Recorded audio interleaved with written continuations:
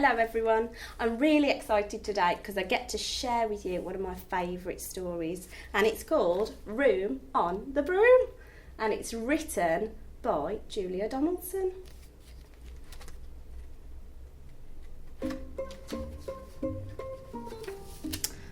The witch had a cat and a very tall hat and long ginger hair that she wore in a plait. How the cat purred and how the witch grinned as they sat on their broomstick and flew through the wind. But how the witch wailed and how the cat spat when the wind blew so wildly it blew off her hat. Down, cried the witch, and they flew to the ground.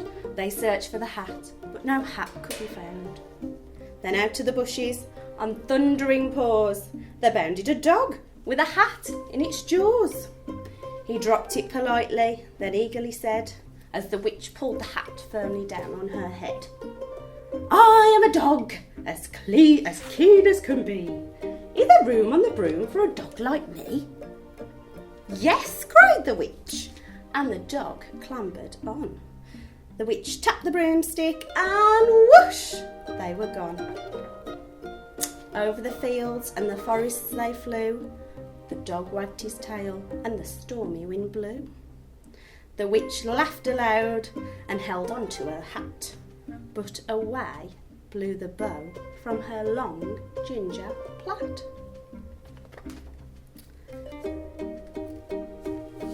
Down, cried the witch, and they flew to the ground. They searched for the bow, but no bow could be found. Then out from a tree, with an ear-splitting shriek, there flapped a green bird, with the bow in her beak.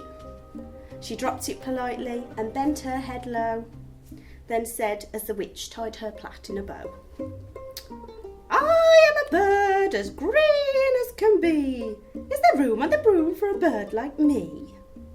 "Yes," cried the witch. So the bird fluttered on.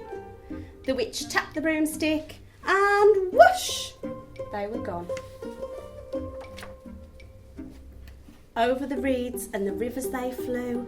The birds shrieked with glee and the stormy wind blew. They shot through the sky to the back of beyond. The witch clutched her bow but let go of her wand.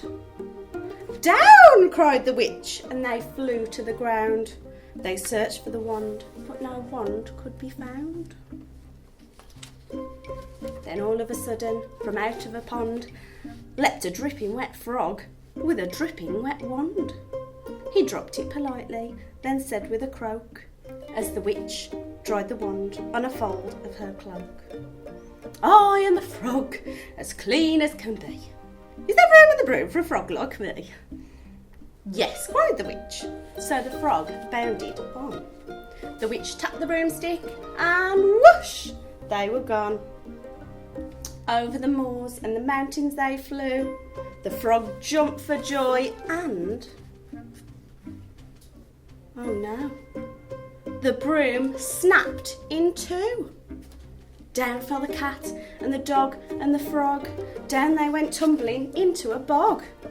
The witch's half broomstick flew into a cloud, and the witch heard a roar that was scary and loud. "I am a dragon, as mean as can be, and I'm planning to have witch and chips for my tea."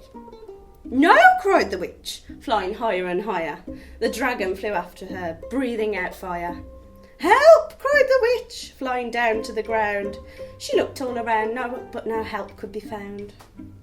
The dragon drew nearer and, licking his lips, said, "Maybe this once I'll have witch without chips."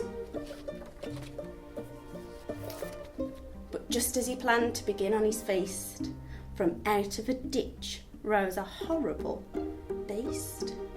It was tall, dark and sticky, and feathered and furred. It had 4 frightful heads. It had wings like a bird. And its terrible voice, when it started to speak, was a yowl and a growl and a croak and a shriek. It dripped and it squelched as it strode from the ditch, and it said to the dragon, "Buzz off, that's my witch."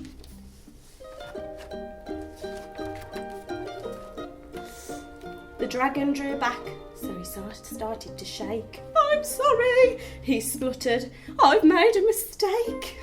It's nice to have met you, but now I must fly." And he spread out his wings and was off through the sky. Then down flew the bird, and down jumped the frog. Down climbed the cat, and "Phew!" said the dog. "And thank you, oh thank you," the grateful witch cried. "Without you, I'd be in that dragon's inside." Then she filled up her cauldron and said with a grin, "Find something, everyone, throw something in." So the frog found a lily, and the cat found a cone, and the bird found a twig, and the dog found a bone.